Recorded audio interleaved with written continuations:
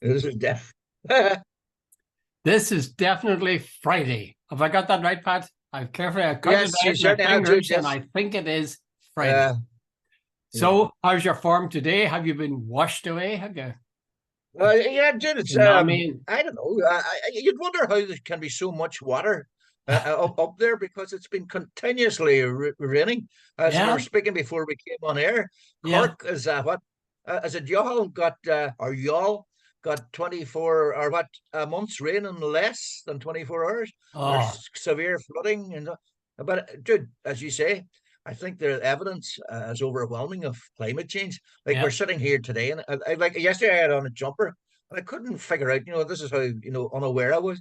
Why am I so warm?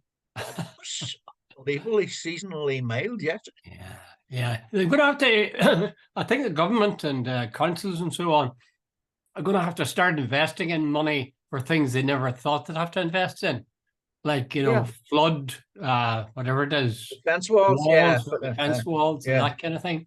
yeah, On yeah, the other hand, do you get depressed? I don't get depressed on a day like today. I think it's kind of nice to hunker down and the rain's going yeah. outside and you're reasonably warm inside. Although it does test when you winds like we have today, it does test the extent to which your house is, what would you call it? Leak proof, you know. Yeah, I don't mean by rain now, absolutely. I just mean drafts getting in. Yeah. Uh, I had a friend, Judy. He lived in Spain. He was living there permanently and moved out there. And I think there's a secret longing to come home. And he uh, said at night he used to dream of a winter's day in Ireland with the snow on the ground and a nice fire. And he says, I wake up and the sun is splitting the rocks. And he says, there's something lovely about a winter's day when you have a big coat on you and you feel mm. snug. There's a Aye, sort of a comfort blanket yeah. somewhere that the elements you're beating the elements, and it's lovely to go for a walk on Yeah. a day like that. I think we were reared wrong. We were taught to stay in out of the rain. Yeah, Whereas, nowadays you can get a jacket that'll cover every inch of you and keep the rain yeah, out. And or yeah. your face could get rain on it, or your hands if you have That's gloves. that's probably But good for other you, than actually. that, walk in the rain is exhilarating. Absolutely, absolutely. I remember reading somebody who lived in, was it Los Angeles or somewhere, and they said they got up every morning and said, another bloody perfect day, sunshine. You wouldn't get sick of it. You only Uh, appreciate the sun when it's taken away from you for a while, I think. I would did a reference in Spain again. I met an English woman one day, and she was living in this really nice apartment. And anyway, I got into conversation with her, and she told me she was leaving to go back to Birmingham. And I said, "You're kidding?" She said, "I've been living here." She says, "I think she said 14 years." And then she came out with a great line about it. She says, "You can get fed up with paradise." You know, Well, I hope that's when you not look at literally true, Pat, because when you and I both ascend to paradise, we don't want to be disillusioned after a couple of weeks. uh, Jude, you get up every morning, the sun's shining, and no, you get up the next day, the sun's shining. Get up the next day, the sun's shining. Maybe you Yeah, eventually sort of say, like it's lost its luster.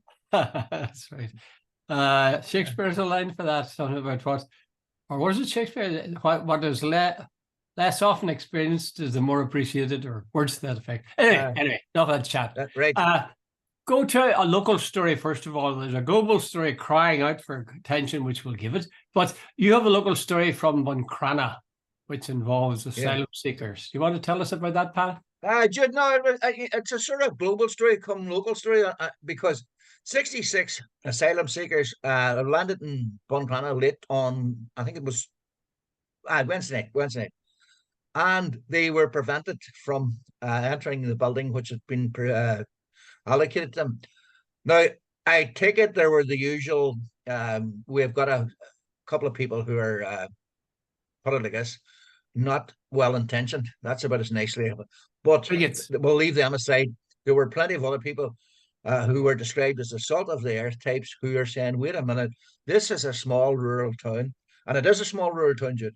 And there's suddenly there's going to be 66 people, men, all men. I don't know why all men, Jude, either, by the way, coming to stay here.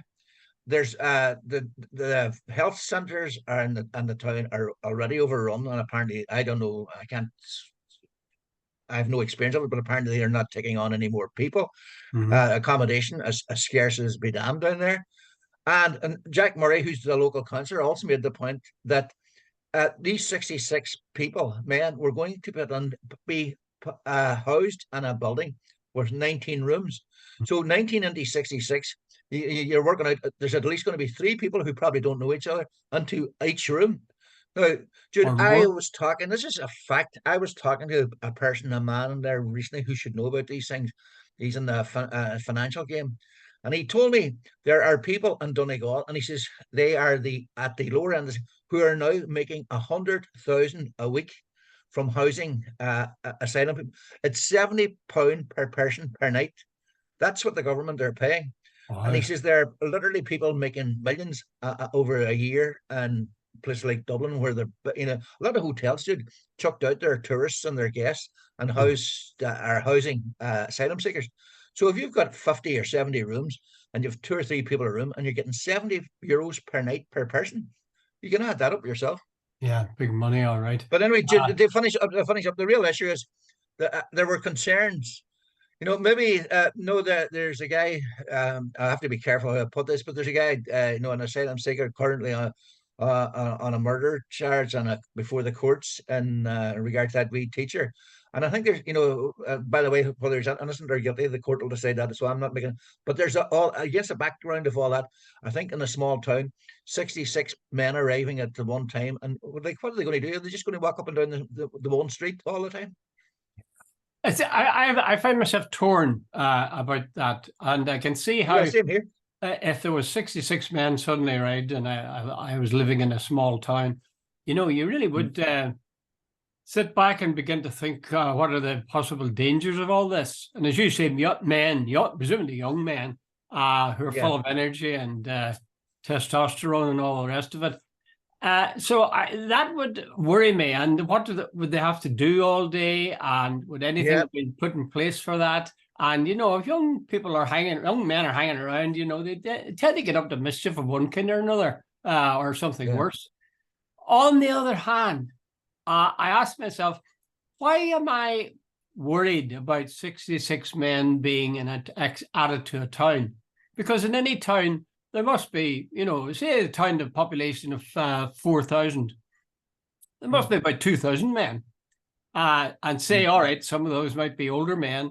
So you could say at least 1,000 men. So how is Yeah. it that we kind of trust our own men? And I mean, Yeah. the courts would tell you not to be trusting all of them at all. And yet Yeah. the outsider comes in, and we see that as being stranger danger. That Yeah. they might, you don't know, they look different, or they have a different complexion or whatever. So it's that Yeah. side of things that worries me. I understand people's concerns, but I think we'd Yeah. also need to try to struggle against the instinct we have of pushing away something unfamiliar because we see it as Yeah. different. Yeah. And you see, it's an easy sell, dude. And I can understand it. No, 66 men, and as you say, probably young. And that's the right word is instinct. Instinct is, your point about, we know if you're living in a small town, you know all the characters, you know who they are, Mm. like your mother might have warned you stay away from him or whatever and so on. Well, here the claim is right. A lot of these people are coming in, they're unvetted. Nobody knows anything about them. They could be the salt of the earth, or they could be, criminals who are on the run from Ukraine, Latvia, Syria, God knows where. So I think one of Jack Murray, the councillor, his point was there was absolutely no consultation with the local community. These people, they learned about it, I think, the day before. They were going to be moved in the sort of the middle of the night or late at night and so on. So there's all that sort of stuff. But you're 100% right, Jude. It's easy to whip up fears about people. And I've always said we Irish should be the last people on earth, you know, as I've often said, I think if you went to the moon, you'd find a wee Irishman sitting there drinking a pint of Guinness, because we have gone everywhere. We have, Yeah, we, yeah. we there isn't a corner of the world, I went to Australia, and within 10 minutes, I was being introduced to somebody from Derry. I've Yeah, been, Germany, and I met a couple of boys from Donegal. I've been to yeah, America, and I remember being stopped by somebody from Derry, yeah. and so on. So, Yeah. Who are we to speak? why are we against Yeah. foreigners? I wonder if the government, I mean, these decisions are made presumably by the government that they'll send 66 men to Buncrana. Now, whether that's Yeah, right or wrong, if they send them, would the government not be capable of explaining to the people or giving them information in poster form or whatever of who these yeah, people are? Tell me something about each one of them. This is yeah. 22-year-old Ahmed. Uh, uh, He was living with his wife and two children, and then such and such. And as a result, the way he made his living was he erected yeah, fences, or he was an exactly. engineer or Yeah, whatever. So, get rid of this image of men from outside and say these are individuals. And yeah. of course, even you have all the information about the background, you still don't really know them. And there's also, of course, the danger that they might do something bad. But I think that would help to reduce that sense of a big collective bulk of people coming in and Yeah. putting the fear of God into the locals. You think? Absolutely. You see, there's also this thing that the way the government are doing it. 66 men arriving at 11 or 12 o'clock at night, Mm. and whatever it was, three minibuses and so on like that. There's almost something surreptitious about it. There's almost something hidden about it, and I Yeah, think that yeah, creates, and it's no, I'm not. Maybe I think the reverse argument would be from the government. If you tell people that there's 66 men is coming, you're certain to have opposition because you've given mm, them time mm, to get organised. I mm, presume that's. But I think what you're saying is it not possible to do it much better than the way they're doing it? In mm. other words, dude, I was listening a couple of years back. These guys were Syrian refugees. One was a qualified pharmacist, and the other was a qualified vet. And they were on, and they said, "Look, we're sitting doing nothing." Ireland was crying out for both those, and it was on an interview. I think it was in RT's Drive Time. I thought, "Good God, can we not? Could these boys not do some sort of exam, even for a couple of hours, and say, and be assessed by the Royal College of Veterinary Surgeons or something, and say, oh yeah, these guys can do the job, and if the Pharmacy Society." Right, come on and do a quick exam to see what you know and what you don't know. These Mm. guys were highly qualified, and the fact that they were speaking English so well as well suggested they were highly intelligent. Yet they were sitting in some sort of refugee centre with their feet up on the table with nothing to do all day. Yeah. And surely we could have helped. They could have helped us. It is. I think I absolutely agree with that. I mean, if I was in their shoes, say I was a vet or I was an engineer or a pharmacist, and I went to a place and, my skills were ignored. On the Yeah, other hand, look at it, how I would have reacted if I'd gone to a place and the people said, oh, you're a pharmacist. Would you like to do 5 hours of voluntary work in the local pharmacy? yeah, yeah, That would give you a feeling of being useful and integrated yeah, and all sorts of advantages. So I yeah, suggest, Pat, we set up a little company and we go to the Dublin government and we say, look, yeah, two things. We want to organize, we will show you how to organize voluntary work for those refugees who have got certain skills. And everybody's got some skills, and yeah, let the locals know about these and use them. Secondly, we yeah, will set up a scheme where we'll have a picture, and 500 words or 200 words yeah, describing who this person is, what his name is, what he yeah, used to yeah, do, what circumstances were at home that they had to leave. I think that yeah. would be, I think it'd make us very rich, Pat. Absolutely. Give us 70 euro per person, and we'll do it no bother. Well, actually, I would almost do that for nothing if it was asked that, because Yeah, it same seems here. I so would. obviously a good thing to do. Okay, Yeah, you were saying that something about oh yeah, jobs. You were saying yeah, that Pat, what the typical Tory says. People don't, or my father used to say too. People today yeah. don't want to do any work. No, there's a friend of mine. He's a businessman, and he's got businesses on both sides of the border. And he sent me this WhatsApp thing the other day. No, this morning, this morning. The usual. Hey, Migart, he says, "Hey, we have 10 jobs going, and we set up interviews yesterday. guess how many people showed up? And I said someone the usual in my head, 5, 7. He says one person, 10 jobs, and he said I don't know what's going on. He says money's not the problem. He says we're paying above the minimum wage now. It's not this. I'm not going to give away his business, but Yeah. it's not he's not a professional class. It's just Yeah. someone it's not but it's along like a waiter and stuff like Yeah. working Yeah. in Yeah. yeah, that sort of stuff.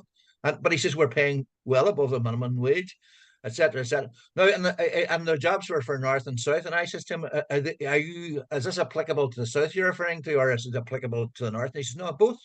And he has this theory. I don't know how true it is.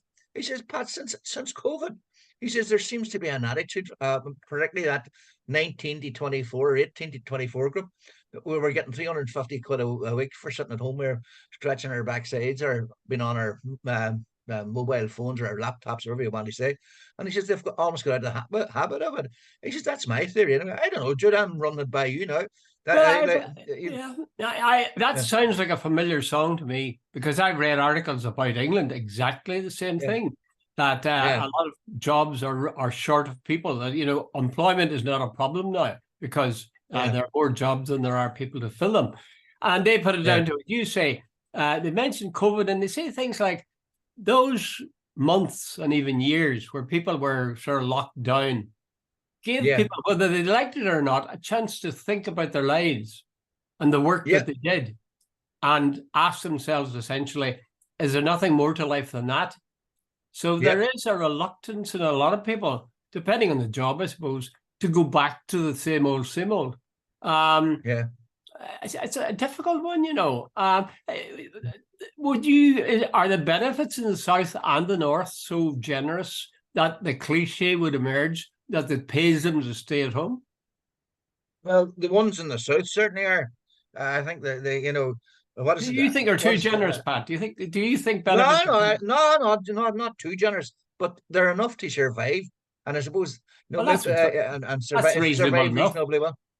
I mean, Reasonable enough. that's what they're Yeah, for. isn't it 300 and something, 320 pound, 320 euros a week or something on the dole? I think something like that. Oh, No, yeah. you're never going to be rich on that, but you could survive. Even though the cost of living has gone through the roof recently, it mightn't be that good. But a couple of years back, it was pretty good. I remember guys telling me like if I get the dole and I get a wee bit of casual work here and there, he says I'm on the pig's back. Mm. I wonder By though, the way, that's there's illegal. Yeah, certain factors you put into that, Pat, and you'd soon see your money disappearing. Like 350 yeah, sounds good, but then mm, supposing you're renting or paying a mortgage, a yeah. good chunk of that'll go. And then supposing you have a car, however small and humble it might be. No, did you hold on? Can I stop you here? If you're on the dole, you'll get a rent supplement and you'll get various other things. A lot of stuff will be paid for you. You'll Oh, probably get a really? medical card in the south as well if you're unemployed. Okay, So here's a hard there's a question, Pat. Here's a hard question. Do you think they're giving too much? no, no, no, no. I'm not buying that. No, like you're entitled, in any society you know, to live halfway decent. Now, by the way, what I do think is if there should be some sort of check every so often. Are you looking for gainful employment? Now, if you're just scamming the system, that's unfair. Like, why should people pay a hell of a lot of tax? But I don't buy this Tory one that there's plenty of people sitting doing nothing. I think Or one of the things I think at the minute, Jude, is there's so many jobs at the minute. Um, I don't know. There everywhere you go now. There's full employment. Here, quick one. Myself and my dear missus went into a wee restaurant in Letterkenny. There's a wee girl. I think she's from Latvia. Lovely wee girl, really lovely girl. And she was serving us. And my wife says to her, "God, are you on your own today?" She says, "Yeah." She says, "Do you know anybody who wants a job?" And she was laughing. She was serving and she was cooking, delivering the food. And I think she was, it was just a wee sandwich bar, but she said Hmm, everybody comes for a week and leaves. Like really? it's hard work. Yeah, yeah, yeah. Well, it's I'm fearful that I'd fall into the trap, although in some cases it might be right. The terrible trap that many people like my father would have had, that these people, that they're on the dole, they don't want to work. They only want to stay No, on no, the that's dole not and true. get No, money no, and not. no. Well, there must be some of them not who are though. I wonder what percentage would you say? Yeah, but Jude, that's like the famous one I heard that in Britain. there are 6,000 inspectors for looking at dole fraud, and they've worked it out. There's less than 1% of dole. The experts have worked it out. Yeah, yeah, but yeah. they have something like 300 or 200, 6,000, and but then they've only about 200 looking at corporation fraud, Oh, yeah, and that's yeah. costing them billions. Aye, aye, So I see. I've never buy that one. aye. Like the experts, they went through the whole dole thing, and they said there's way less than 1% fraud. Plus, depending on who you are, I suppose, but speaking for myself, the short while I spent a week, I think it was, or was it 3 weeks at one stage of my life on the dole? Oh God, it was the most sort of demoralizing experience ever. I was so bored. I really wanted to do something, and you can see how people, even they're doing a crappy job, the thought that they're getting some money coming in, it's not just the money. It's a sense of yourself, that you're capable of doing this and looking after yourself. You're a grown up. So it is true that it's vastly exaggerated. And I think the vast majority of people would rather work than not work, even if it's not for a great big sum at the end of each month. Okay. Well, I knew a guy. You might have heard of him. This is a quick funny. Brenton Duddy. You might have heard of him. He I was heard of him, surely, yeah. He was a guy who did between the IRA and the British government. Yeah. Brenton told me, Brenton started up a whole lot of business around Derry and ended up quite a wealthy man. Yeah. But we used to go jogging together, and he told me he was unemployed and on the dole. And he said he lost totally the motivation to do it. He says he couldn't even get up in the morning. Now, here was a man who was full of life, who was full of ideas, who was always trying something new, who was hopping on planes, going over and back to every which corner of the world he was involved in everything. And yet he's told me that the time he spent on the dole was the worst time of his life. He said he totally lost motivation to do anything. Yeah. Anyway. I can well believe that. Yeah, I think if you have any energy, and I think most people they have a drive towards wanting to do something and make things better. I think that's the reason why many Irish people do well when they go abroad. They have the opportunities they didn't have at home, and they really get stuck in. They are motivated, exactly. Yeah. Okay. Well, listen, let's move to the big picture, because I've got there's so many things we could say about what I have said about Gaza and about Palestine and about Israel. However, I have boiled these down to 3 questions to which I actually don't know the answer. And I want you to, if possible, tell me what the answer is. I'll list them first, then we'll take them one after the other. The first one is, how did Hamas breach the wall, dividing them from Israel? This is a wall that 2 years before, the Minister for Defense, Benji something or another, he said it was an iron wall. That's how he described it, and it would leave Israeli citizens at ease to develop the land and make the land blossom and so on. It had concrete, steel in its composition. It had radar attached to it, and it had motion sensors. Yeah. So my question is, the first question is, how come they were able to breach that wall? And they never did it before, and nobody ever thought of doing it. Second thing, this was 2 years in the planning, we're told, by Hamas. Now, I don't know how they knew, or how they now know that it was 2 years back, but let's say it was 2 years in the planning. How come Israeli intelligence, which is famed throughout the world for finding stuff out, how come they never got a whisper of what was being planned just across the fence, literally across the fence? And the last question is, when the Hamas broke through the wall and began slaughtering people, it took 6 hours before the IDF arrived to save some of them, or tried to save some of them. How come? How come? Would there not have been something would have told them that there's a breach in the wall, and would they not have had contingency plans in place to have IDF come in almost immediately? I mean, if that happened here, supposing something happened to you, Pat, and the cops didn't arrive for 6 hours, you'd be hitting the roof. And yet Israel they're told they're in a state of siege or fear and so on, and yet these guys didn't come. So there's 3 questions for you. You can answer them in whatever order you like. you know, if you're just listening to those three questions, you could come up with a great conspiracy theory very quick, couldn't you? Of course, of course, Was some this? conspiracies are right. Yeah. Okay, what's the There's a conspiracy famous. theory you think's embedded in any of those? Yeah.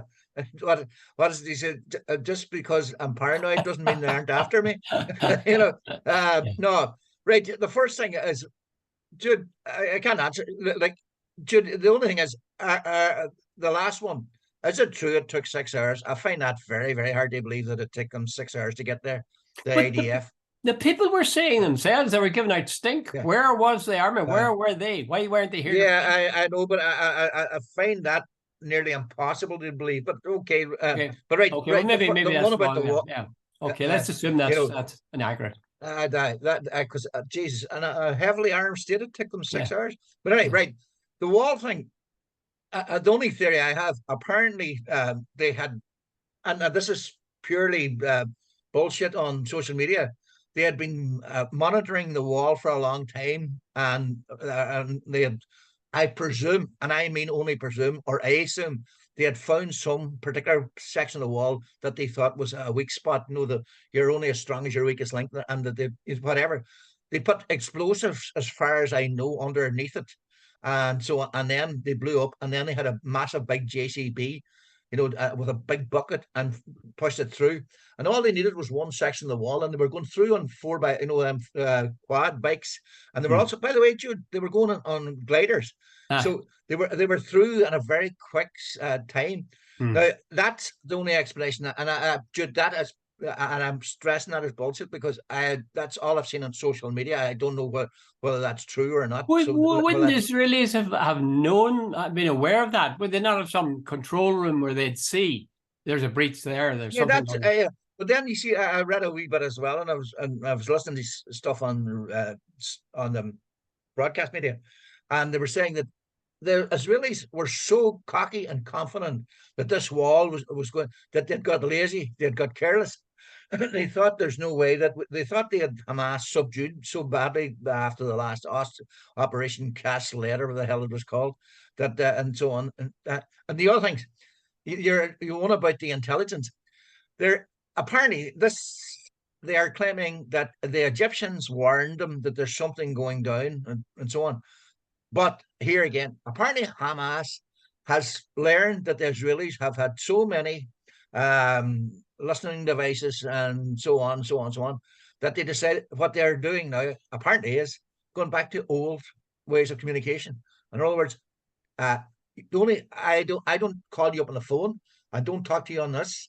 I meet you at the street corner, and I tell you, Jude, this is going down.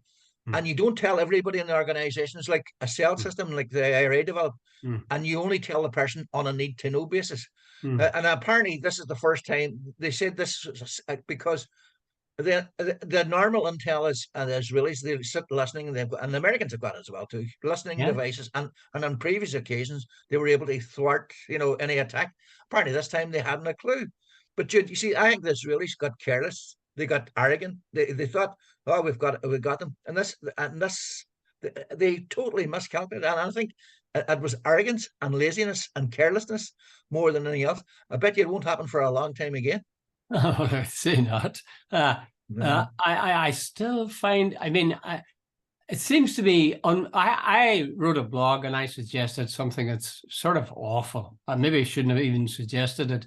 But when I did, quite a few people come on to me on Facebook and says, that was the first thought I had, was, is there any conceivable possibility that the Israelis allowed it to happen so that an atrocity would be committed, and therefore they'd be justified in going in, some justification for going into Gaza and essentially pushing the Yeah, normal Palestinians yeah, out of Gaza. yeah, yeah. Here, this is in the excuse. Get 2.3 million people out of Gaza, Yeah. ethnic cleansing on a wage scale, and suddenly they've got rid of the Gaza. But the price we pay is 1,400 now, Yeah. of our own citizens. Jude, someone, you would hate to think that that anybody would be that, but hey, someone, there 99.9% of me says no, that's not possible. But Yeah. there's a 0.1% says, yeah, it is. That's right. And the other thing is, I keep remembering is Bloody Sunday. Immediately after this, Israel came out and says, no, we didn't bomb that hospital. We didn't bomb that hospital. And then I think I so remember so well whatever his name was, coming on the TV and saying every single one of those guys who were shot were armed. Yeah. They were firing. What do you call him? Jackson, wasn't it? General That's right, Jackson. Mike Jackson. Yeah. Mike Jackson. Yeah.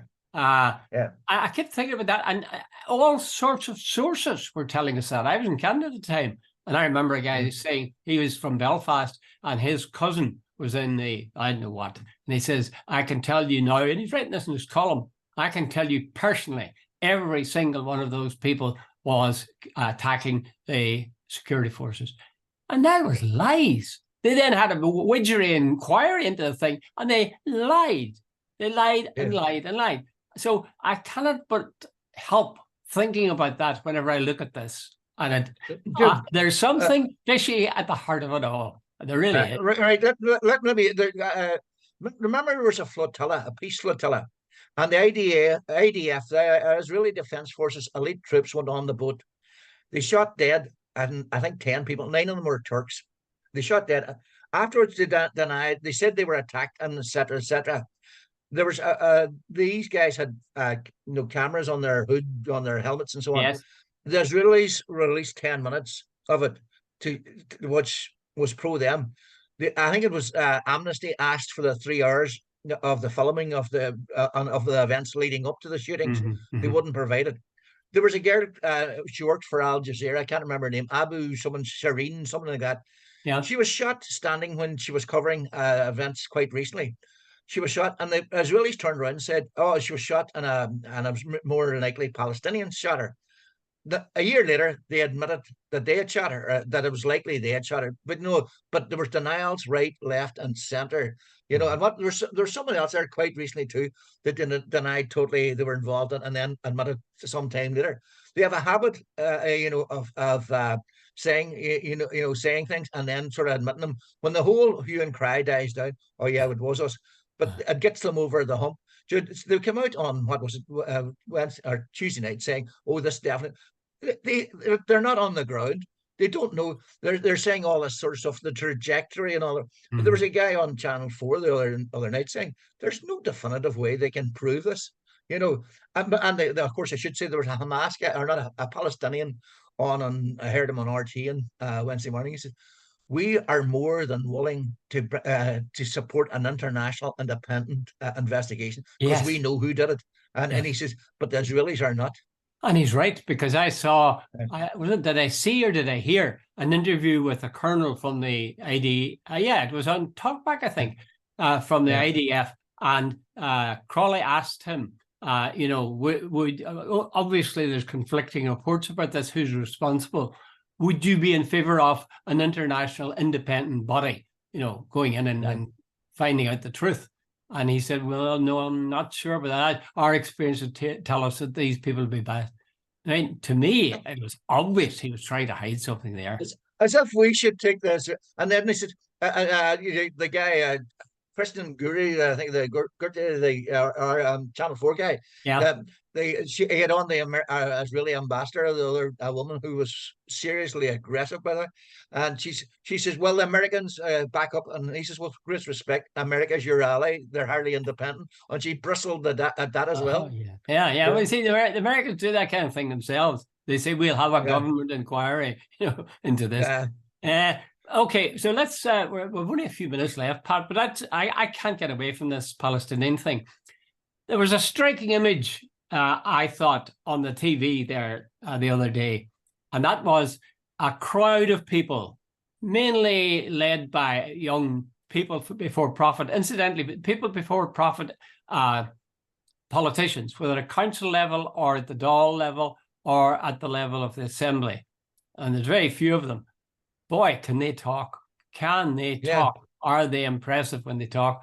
Anyway, there was a considerable number of them in front of Belfast City Hall the other day. And they were chanting, "Palestine will be free from the river to the sea." And they were making it clear that wasn't saying they were going to wipe out the Jewish people and so on. No, no. But I saw them, they were doing this in front of Belfast City Hall. And what is the most prominent statue in the front of Belfast City Hall? Yeah. Queen Victoria. Queen Victoria. Yes. Which, you know, is the epitome of the British Empire. Another thing is this. I'm sorry, but I'm going to say this. People don't like you saying it, but I'm going to say it anyway. We refuse, many people refuse to accept the fact that we are, to an extent, occupied. It is not the will of, I'm certain, it's not the will of the majority of the Irish people that Britain continue to govern any part of Ireland. So is it not something a bit, just a wee bit ironic about guys chanting for Palestine, and most of them will never have been there, and they're living in a country, their own country, which is occupied. And that's, I mean, we used to say it as a laugh, but it is. I mean, there are British soldiers, there are barracks for them. There's British administration, British justice, all the rest of it. We are, in that sense, occupied. Is it not a bit daft to be seeing faraway hills and ignoring what's under your feet? No, Dr. Collins, the two are not mutually exclusive. Those same people might well be saying, we want our own country to be free as well. And I haven't heard them saying it too often. No, but when have you last heard a politician say, we would like our country to be free? Yeah, I take your point. But like, you know, I think we've almost become inured, or whatever the word is. That's So, right. this situation of partition has been now over a century, and you know, see those young people before profit people. If they're offered a barter pool in the morning, they might also be voting for that as well. But anyway, the thing about it is, what's happening in Gaza is very, very topical right now. It's on all our news, and I presume it's much more sort of radical, and people are exercised by it. Yeah. I was very impressed by international outrage at what had happened and the way that people came out. We've only 1 minute left, Pat, and I just ask you this: the papers, some of the papers are criticizing President Michael D. Higgins because he spoke out against Ursula von der Leyen when she said essentially that we all should get behind Israel. Was he right? Was he right to do so? Is that the job of the president? You have 10 seconds. No, you have 60 seconds. They seem to think that the president should be mute. The president was, and I admire him tremendously. He led the way, and the government followed. He's quite entitled as a citizen to. But he's not a private citizen. I know, but but hold on, Jude. There's Stephen Collins you're talking about. Stephen's a right winger, basically saying because Michael D's a left winger, he shouldn't speak. Michael D is entitled to his opinion, and he's entitled to say. He didn't say anything that was against the Constitution. He made a comment. I'm not sure, Pat. I think you're maybe letting him off easy. I think the rule is that he's not supposed to voice his opinion on political matters. Now, of course, that's breached again and again, going back to Mary Robinson shaking hands with Gerry Adams. So it is breached again and again. And you're right to point out it was Stephen Collins who would have the totally more right-wing view of the world. Listen, we're out of time. What will we say leaving? How will we advise our people with the rain thundering down?